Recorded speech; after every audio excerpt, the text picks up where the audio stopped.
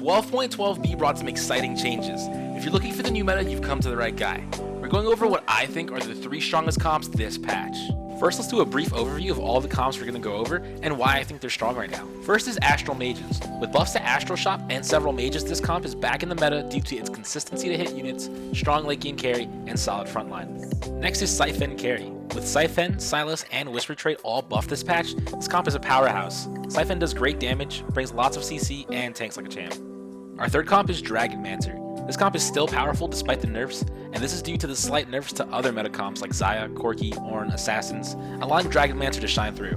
Now I got my sleeper OP pick, Varus Reroll. This comp was already strong despite the 12.11 nerfs to Varus, but with the buffs to Astral, hitting this unit and this comp is more consistent and more viable in the early game. My second sleeper OP pick is Deja Mirage.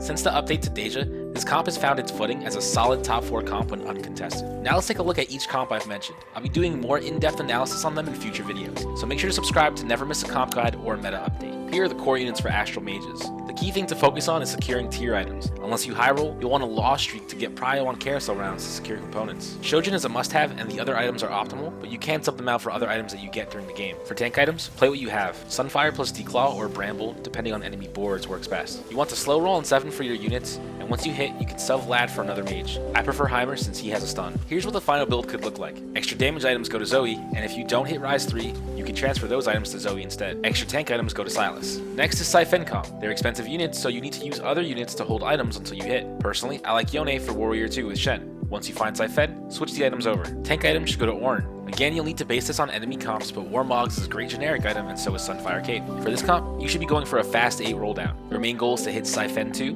Ornn 2, and if you're lucky, a Pike 1. This is what the endgame board should look like. If you get any extra items, Frozen Heart and Aura items are amazing on Pike. He also likes AP items like Jeweled Gauntlet if you can spare it. If you're loaded on tank items, slam them on Silas. Now we're going over Dragon Mancer Swain. You definitely need 6 Dragon Mancer to make this work in the endgame, but you can start with 3 and splash in traits like Jade until you find all 6. Ginsu's is mandatory for this comp, but Archangel Staff, Shiv, QSS, Gunblade, and Hodge are all good items to play. Again, for tank items, you'll need to scout enemy boards and use what works best in the game. Here's how the endgame board might look like. Tank items should go to Ornn or Lee Sin for extra CC casts. For this comp, you want to slow roll on 7 for your carry. If you're close to hitting other Mancer 3 stars, then go for it. But if you already hit your carry and you aren't close, then go for level 8 or 9 instead. If you can secure a blue buff for Yasuo, it's worth it. Any extra items should go to him as well. I like to give him aura items like Frozen Heart or Sunfire Cape since he can spread the damage really fast. Now for my first sleeper pick, we go with Varus 3-star. Varus reroll is pretty under the radar since the 12.11 nerfs. For your core, you'll need 3 Astrals to start plus an item holder. Since Varus is a 3 cost, I like to use Nidalee until I can find him. Paired with Twitch, you get the Great Guild and Swift Shot 2 buff. Here's what the comp should look like at endgame. For this comp, you'll be slow rolling at 7 until you hit your Astral 3 stars. For items, Ginsu's is a must, and Deathblade is highly recommended since it scales with star power. Tank items should go to Alawi. Be sure to scout before slamming your items. Any extra items will go to Ornn or Xayah. They're excellent secondary item holders. You can choose to sub out Twitch or Xayah for units like Bard and Soraka or other supports. Our next comp is Deja Mirage. Like Siphon, these units are expensive. You can have Yone or a Swift Shot unit hold your items until you find Deja. You can also run a Guardian frontline with Leona. I find Cavaliers more reliable since less people run them. Here's what the comp should look like at endgame. The strat here is the fast 8 roll down for Deja 2, Hecarim 2, Nunu 2, and maybe a lucky Yasuo. Nunu 3 is worth going for if you high roll enough copies, especially if the trait is Dawnbringer. Ginsu's is the core item. Archangel Staff, Gunblade, QSS, Shiv, and Giant Slayer are all great choices. For tank items, if playing Dawnbringer, focus on HP items like Redemption, Warmogs, and Sunfire Cape. Let Nunu hold them, but if playing other Mirage traits, then go for more standard items and let Hecarim hold them. If you can find an extra blue buff or aura items, Yasuo is a great holder for that. If you run into an assassin comp, put the Yasuo bros on the back line to absorb pressure for Deja. Cavalier units rush forward so they will definitely ignore assassins. What comp are you most excited to play? Let me know in the comments down below. Don't forget to subscribe so you don't miss out on my in-depth guides and meta breakdowns. Till next time.